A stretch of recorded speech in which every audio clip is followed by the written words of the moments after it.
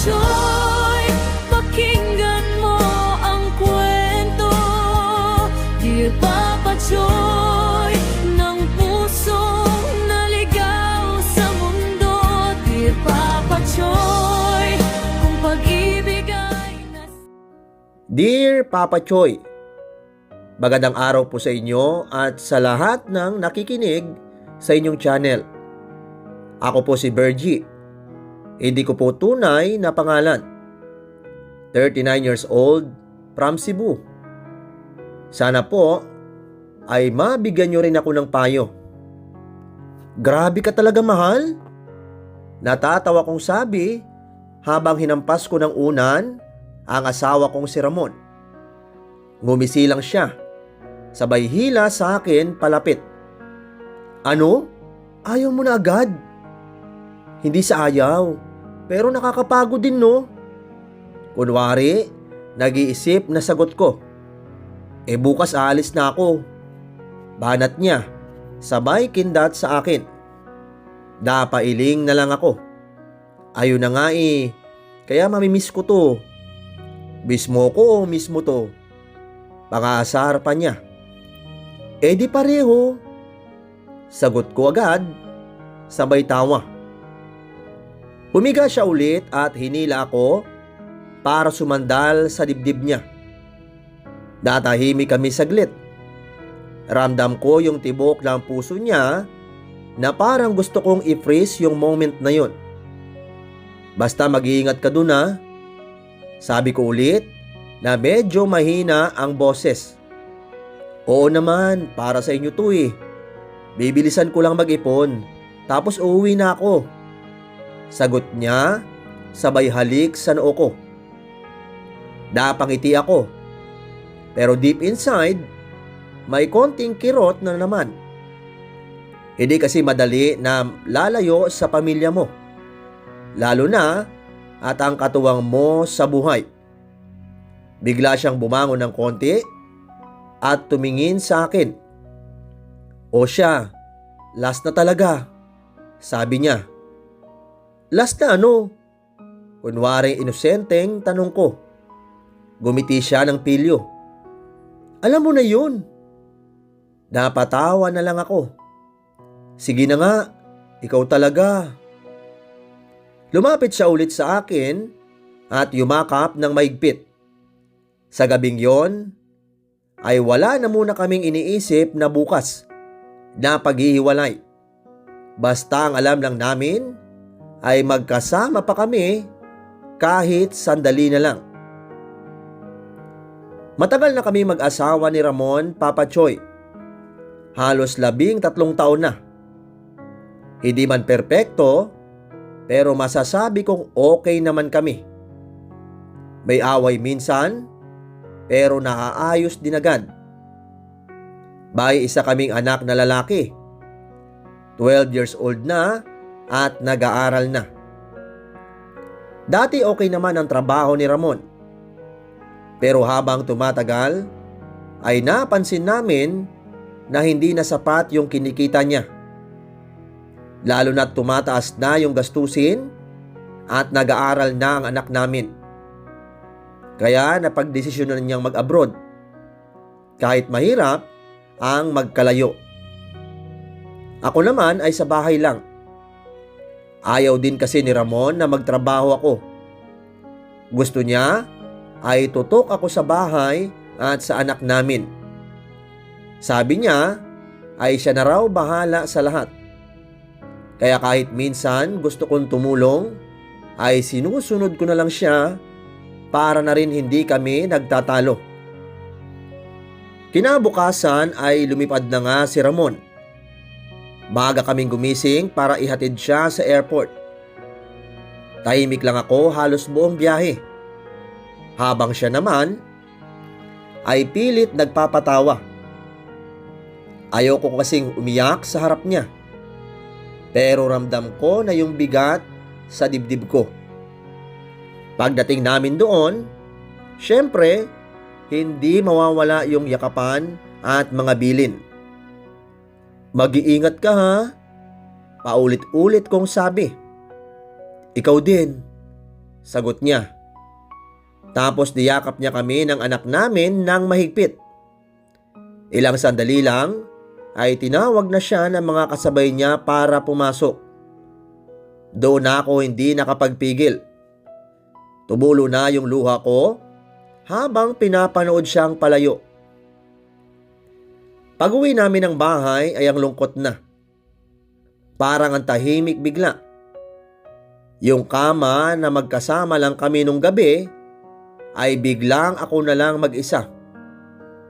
Doon ko lalong naramdaman na wala na naman siya sa tabi ko. Sa mga unang linggo ay sobrang hirap, Papa Choy. Lalo na sa gabi.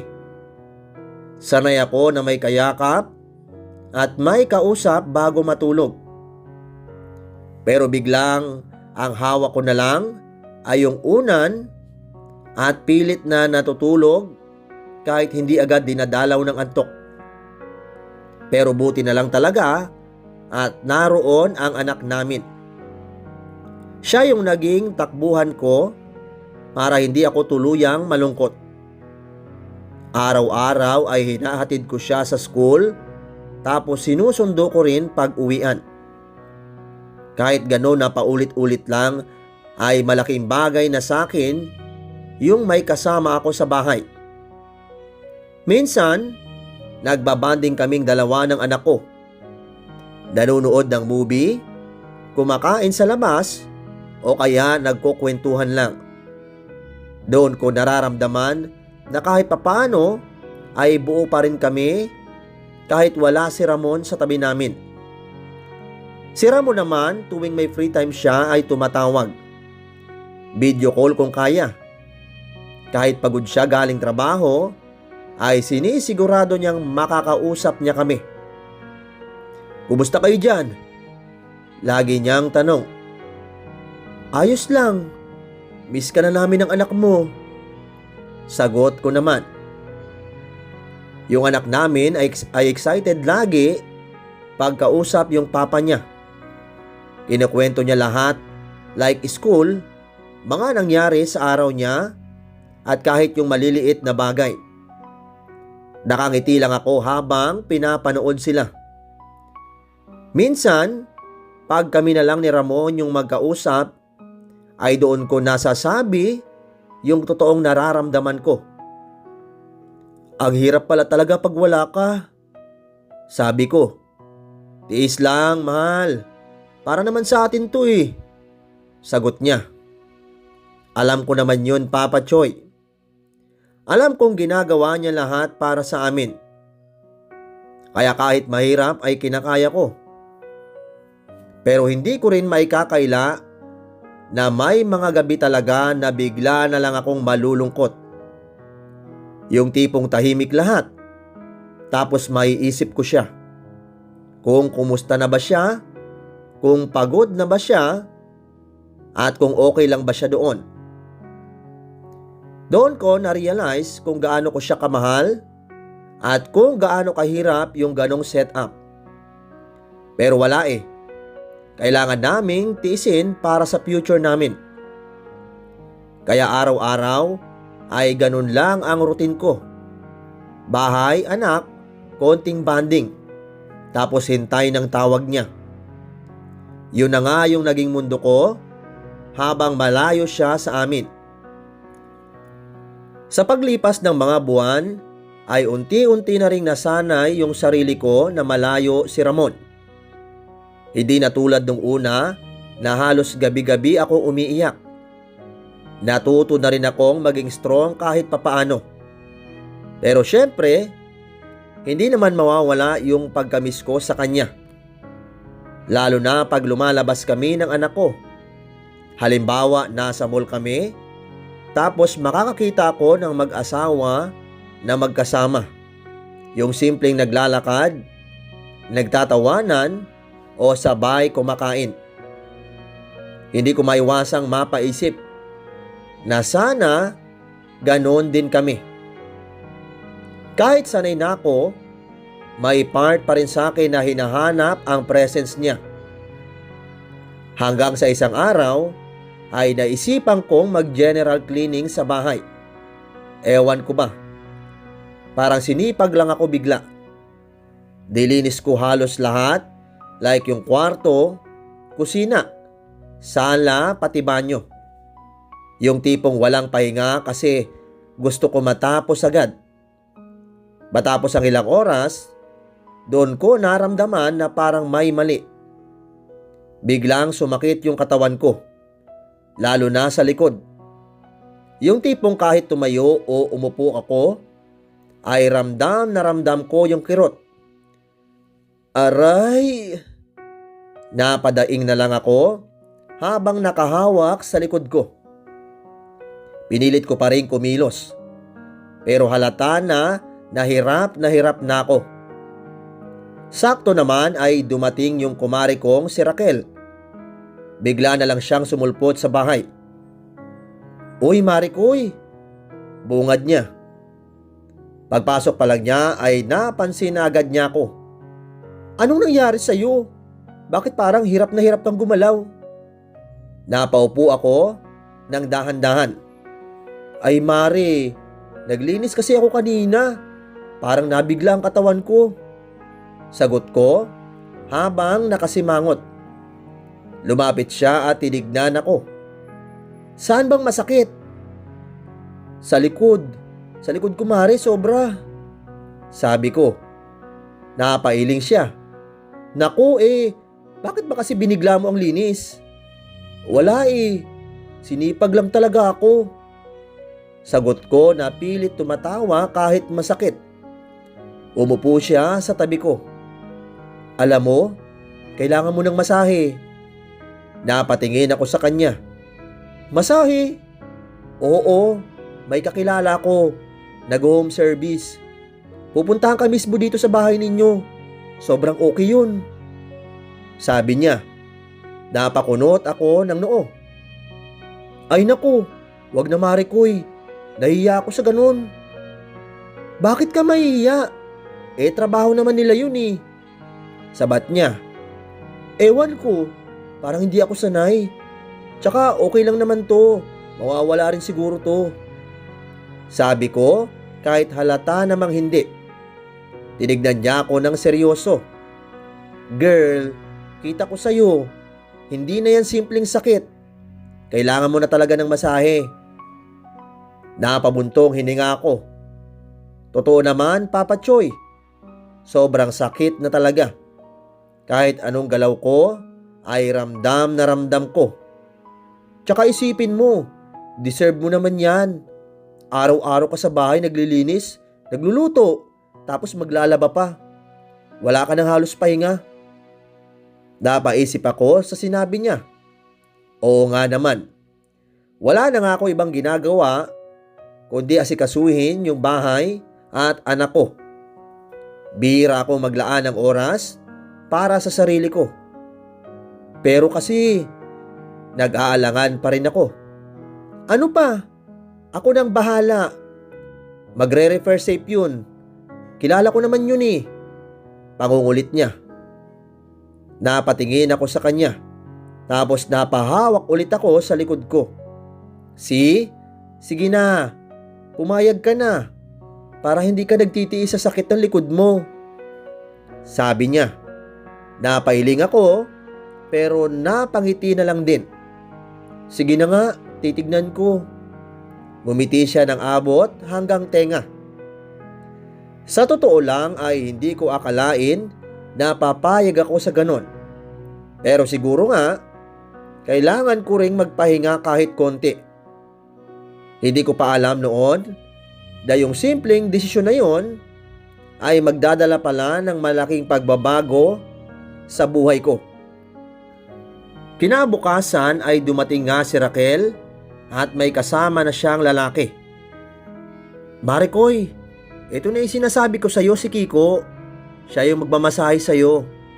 Bungad niya habang papasok sa bahay. Napatingin ako sa lalaki. Simple lang ang itsura niya.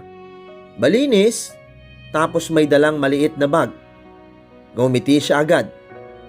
Hello po. Bati niya. Hi. Medyo alanganin pa na sagot ko. Hindi na rin nagtagal si Raquel. Sige Mare mauna na ako may asikasuhin pa kasi ako. Parang nagmamadali na sabi niya. Ha? Uuwi ka kaagad?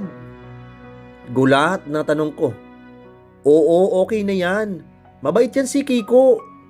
Sabay kindat pa siya sa akin bago tuluyang umalis. At ayun, naiwan kaming dalawa sa loob ng bahay. Biglang naging tahimik. Hindi ko maipaliwanag pero parang now-awkward ako. Hindi ako sanay na may ibang lalaking ganon sa loob ng bahay. Lalo na't kaming dalawa lang. Wala pa kasi yung anak ko at may pasok ng araw na yun. So ma'am, saan po yung pwesto? Medyo nakangiti na tanong ni Kiko. Dito na lang siguro sa sala. Sagot ko sabay turo sa sofa. Habang inaayos niya yung gamit niya, ay napapatingin ako sa kanya paminsan-minsan. Hindi ko alam kung bakit, pero kinakabahan ako ng konti. Pero buti na lang, ay siya na rin yung unang nagbukas ng usapan. First time niyo po magpa-home service, ma'am? Tanong niya. Oo, kaya medyo hindi sanay. Sagot ko agad. Napangiti siya. Okay lang po yan, relax lang. Para lang po kayong nagpapaspa, pero sa bahay. Medyo natawa ako. Ganun ba?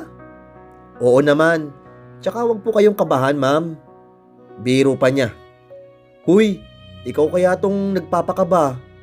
Sagot ko, sabay tawa na rin.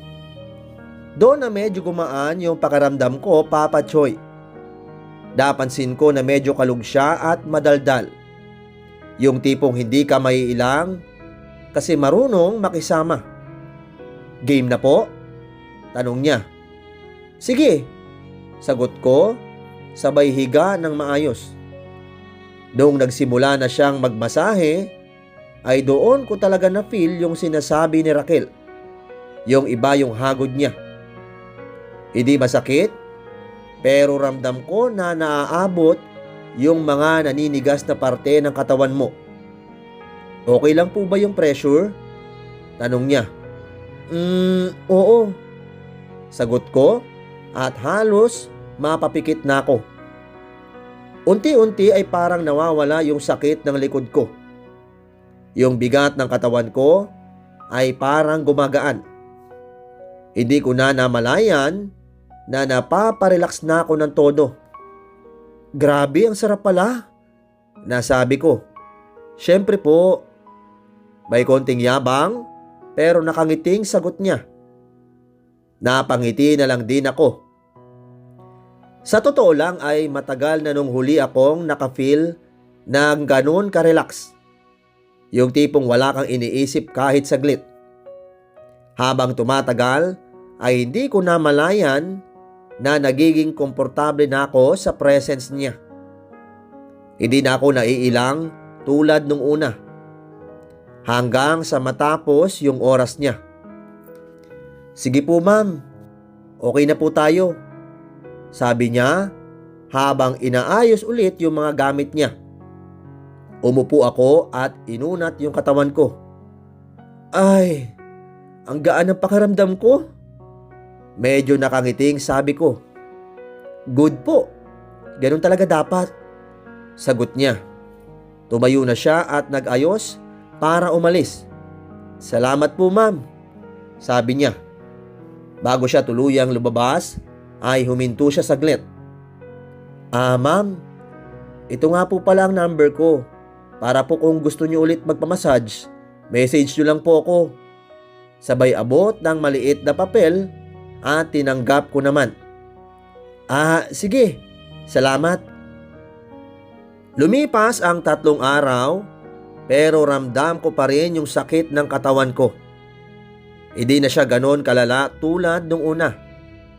Pero nandun pa rin yung kirot. Lalo na sa aking likod. Hindi ko alam kung bakit. Pero naalala ko bigla si Kiko. at yung gaan ang pakiramdam ko noong minasahe niya ako. Sa hindi ko rin maipaliwanag na dahilan ay kinuha ko yung papel na iniwan niya. Tinitigan ko muna sandali na parang nagdadalawang isip pa. Pero maya-maya ay tinawagan ko na rin siya. "Hello po?" Sagot niya agad. "Hello Kiko, si Bergie to." Sabi ko. Ma'am, kayo pa pala. Did you po ulit mag-massage?" Tanong niya. "Oo, kung pwede." Sagot ko naman. "Sure po, punta ako dyan mamaya." At totoo nga, parang mabilis pa sa 4:00 kasi hindi nagtagal ay dumating na siya. "Ang bilis mo ah." Medyo natatawa na sabi ko. Saktong nagluluto ako noon ng merienda. Nagbaon kasi yung anak ko sa school. Kaya naisipan ko magluto ng pansit bihon. "Uy, pansit bihon," sabi niya nang naamoy niya. "Oo, kain ka muna." Alok ko. Napangiti siya. "Favorite ko yan ah." Umupo kami at sabay kumain. Habang kumakain ay nagkukwentuhan kami. Kung saan siya galing, ilang taon na siya sa ganong trabaho, at mga random na bagay lang. Hindi ko namamalayan na ang dali kong naging komportable sa kanya. "Ang sarap nito ah," sabi niya. "Salamat," sagot ko na medyo kinikilig pa nga, ewan ko ba. Pagkatapos namin kumain, ay nag-ayos na siya para sa massage. Humiga ulit ako, gaya nung una. Pero habang tumatagal, ay parang may kakaiba. Iba yung hangod niya. Hindi ko maipaliwanag, pero parang mas mabagal at mas ramdam. Napakunot noo ako. "Parang iba ngayon ang hagod mo ah," sabi ko. Hindi siya agad sumagot at mas hinagod pa niya ng konti, yung tipong pinisil na niya yung bandang balakang ko. Hanggang sa napabalikwas ako ng konti. "Kiko," tawag ko. Tumingin siya sa akin. "May asawa akong tao." Medyo seryoso na sabi ko. Tahimik lang siya, pero hindi siya tumigil. Parang may tensyon na hindi ko ma-explain. Hindi ko alam kung anong nangyari sa akin nung moment na yon. Parang may kung anong init na biglang sumabay sa nararamdaman ko. Matagal ko na ring na-miss yung ganong eksena. Yung may kasama ka, yung may touch, at yung may presensya. Lumapit ulit siya at hindi ko na nalabanan ang sarili ko. "Dahan-dahan lang. Matagal-tagal na rin kasi." Nasabi ko na lang ng mahina ang boses. Hindi ko na natapos yung sasabihin ko. Doon na nangyari yung hindi dapat mangyari. Sa totoo lang, ay hindi ko rin in-expect sa sarili ko na aabot ako sa ganon. Parang may kung anong sabik at gigil na lumabas sa akin. Siguro dahil sa tagal naming magkalayo ni Ramon, at siguro dahil sa lungkot na hindi ko napapansin. Pagkatapos noon ay tahimik kami pareho. Hindi ko alam kung anong mararamdaman ko. Kasi halo-halo. May guilt, may kaba, pero may part din na hindi ko ma-deny na may kakaibang saya. Umalis si Kiko pagkatapos, pero hindi na tulad nung una. Parang may naiwan na ibang koneksyon sa pagitan namin. At doon na nagsimula ang lahat. Sa mga sumunod na araw ay napadalas na yung pagpunta niya sa bahay. Hindi na lang para sa massage, kundi para sa kung anuman yung nabuo sa pagitan namin. Alam kong mali. Alam kong may pamilya ko. Pero sa bawat pagbalik niya, ay mas lalo kong nahuhulog sa sitwasyon na ako rin mismo ay hindi ko na maintindihan. Nagpatuloy ang lihim na relasyon namin ni Kiko. Sa una, akala ko ay panandalian lang. Pero habang tumatagal, ay parang nasanay na kami sa ganong setup. Maingat kami at walang nakakaalam. Kahit si Raquel na nagpakilala sa kanya. Kada punta niya ay siguradong kaming walang makakahalata. Umabot din ng halos 3 taon na ganun lang kami. At parang may sariling mundo na tinatago sa lahat. Pero mapaglaro talaga ang tadhana, Papa Choy. Isang araw ay napansin ko na may kakaiba sa katawan ko. Hanggang sa nakumpirma ko na buntis ako. Parang gumuho yung mundo ko sa oras na yon. Hindi ko alam kung matatakot ba ako o iiyak. Ang una kong ginawa ay sinabi ko kay Kiko. Pero hindi ko in-expect ang reaksyon niya. Bigla na lang siyang nanlamig. Tapos ilang araw lang ay hindi ko na siya makontak. Parang bula na nawala. Tinawagan ko at minessage ko. Pero walang sagot. Sinubukan ko siyang hanapin pero mailap na siya. Hanggang sa isang araw ay sinabi ni Raquel na nabalitaan niyang bumalik na raw ng probinsya si Kiko. Doon ko na-realize na iniwan na niya ako. Wala akong nagawa kundi magsisi, Papa Choy. Lahat ng saya na naramdaman ko dati ay napalitan ng takot at konsensya. Pero parang may isang pagkakataon na dumating. Uuwi na si Ramon ng linggong yun. Doon pumasok sa isip ko yung isang desisyon na alam kong mali. Pero yun na lang ang nakikita kong paraan. Pagdating ni Ramon ay sobrang saya niya. Talagang miss na miss niya kami. Nang gabing rin yun ay nagsiping kami ulit at ginawa ang mga bagay na hindi namin nagawa bilang mag-asawa. Habang nasa abroad siya, parang binawi ko yung lahat ng panahong nawala. Lumipas ang ilang linggo ay saka ko sa kanya sinabi ang lahat. Buntis ako. Kitang-kita ko yung tuwa sa mukha niya. Talaga? Blessings yan. Salamat, Lord. Sabi niya, sabay yakap sa akin. Pati anak namin ay sobrang saya. Pero sa loob ko ay parang sasabog na yung konsensya ko. Habang nakangiti sila, ako naman ay unti-unting nadudurog sa sarili kong lihim. Wala na talaga akong naging balita kay Kiko, Papa Choy. Pero sa paglipas ng mga taon, ay natuto na rin akong mag-move on. Lalo na nung isinilang ko ang anak ko at babae siya. Mabuti na lang ay hawig ko siya at may pagkakahawig din kay Ramon. Sa ngayon ay nasa abroad ulit ang asawa ko. Pero hindi ko na inulit ang kasalanang nagawa ko. Sapat na yung aral na natutunan ko. Mas pinili kong ingatan ang pamilya ko na siyang nagbibigay ng kulay sa buhay ko. Araw-araw akong nagdadasal at humihingi ng tawad sa Diyos. Alam kong mali ako. At habang buhay ko itong dadalhin bilang paalala.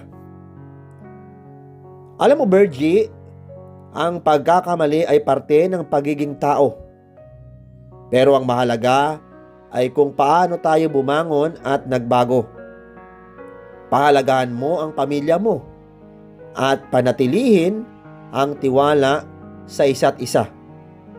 Huwag nang ulitin ang nagawa at patuloy kang humingi ng gabay sa Diyos. Mga solid na kapapa Choy, kung may natutunan kayo sa kwento ni Bergie, ay huwag kalimutang mag-like, share, at mag-subscribe. I-comment nyo rin ang thoughts ninyo. Hanggang sa susunod na kwentuhan, maraming salamat po.